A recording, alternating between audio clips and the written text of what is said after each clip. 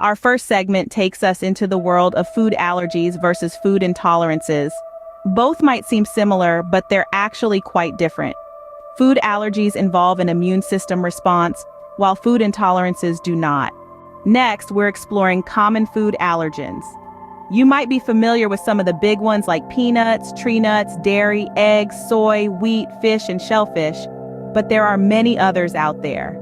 Then we'll detail the symptoms of food allergies and intolerances. These can range from mild hives or digestive issues to severe anaphylaxis. In our diagnosis segment, we'll discuss how healthcare professionals identify these sensitivities.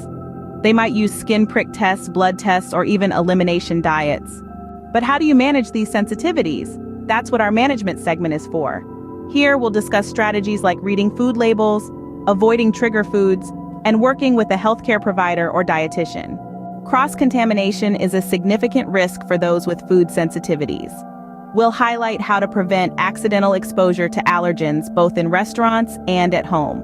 In our segment on alternative ingredients, we'll introduce you to a range of food products suitable for individuals with specific sensitivities, such as gluten-free and dairy-free options. Eating out can be a daunting task if you have food sensitivities. We'll offer some helpful tips like communicating with restaurant staff and understanding menu options.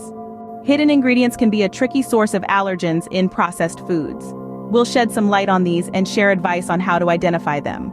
Finally, we'll delve into the mental health aspect of living with food sensitivities. This includes how to cope with the social and emotional challenges they can present. In summary, understanding food sensitivities and how to manage them can significantly improve your quality of life if you're affected. But it's also important for everyone else too. Awareness and understanding can help create safer and more inclusive food environments for all individuals. That's food for thought.